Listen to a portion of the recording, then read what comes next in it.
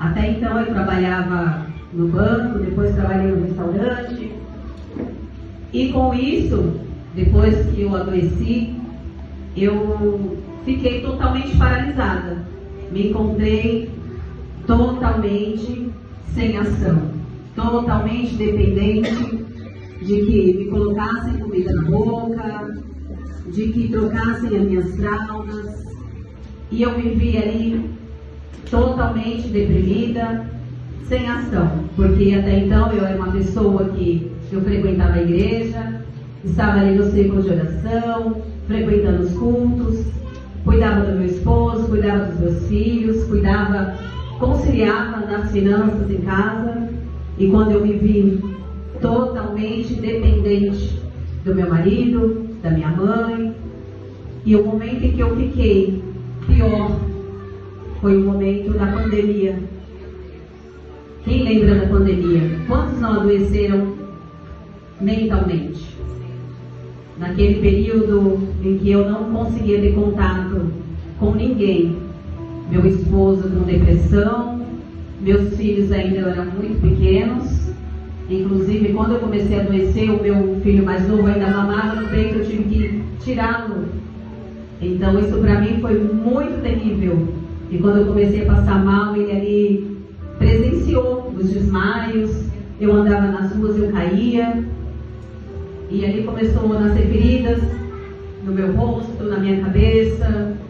E eu sem saber o que realmente estava acontecendo. Como estava na pandemia, eu tinha muito medo de ir ao hospital e eu sentia dores, mas eram dores terríveis. Eram dores que eu falava, eu estou com câncer terminal.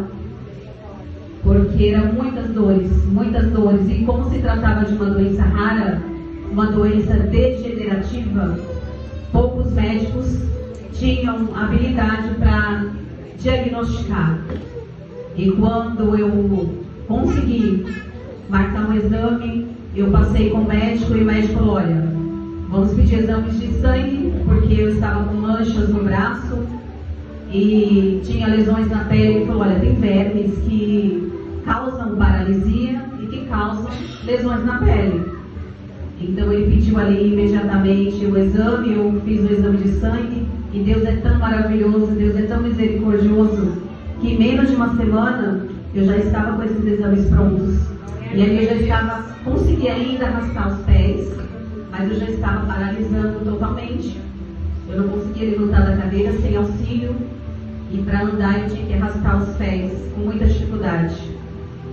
E quando eu voltei no médico, o médico falou, olha, a taxa de exame aqui é 250 no mínimo, você está com 7.000, tem alguma coisa muito grave acontecendo com o teu corpo. Então, ele falou, tem boi nessa linha, procura um reumatologista e um hematologista.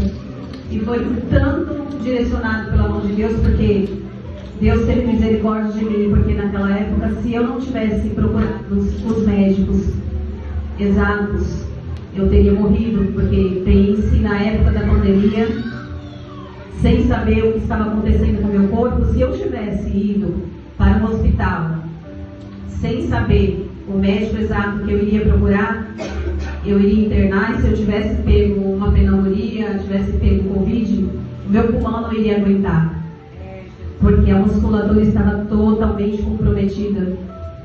Mas Deus é lindo, Deus é maravilhoso.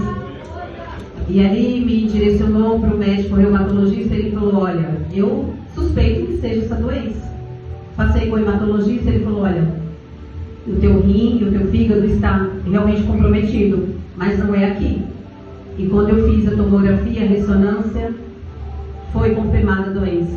E como eu estava num estágio muito avançado, e foi tudo muito rápido, e o médico falou, olha, vamos entrar com corticóide. Fiquei 2 anos com corticóide, fui para 95 quilos, ninguém me conhecia.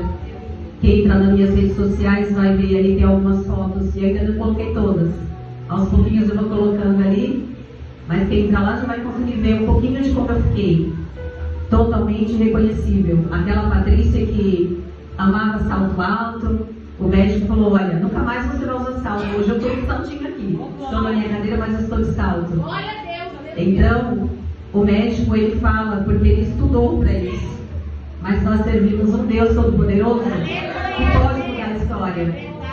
Talvez naquele momento, a minha cabeça ali, eu estava pensando que eu não teria mais jeito, que eu não iria nunca mais trabalhar, que eu não conseguiria cuidar mais dos meus filhos.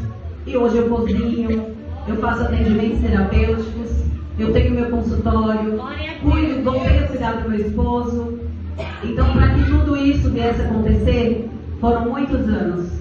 E quando eu coloquei ali para estudar, eu estava totalmente, não conseguia nem segurar o celular.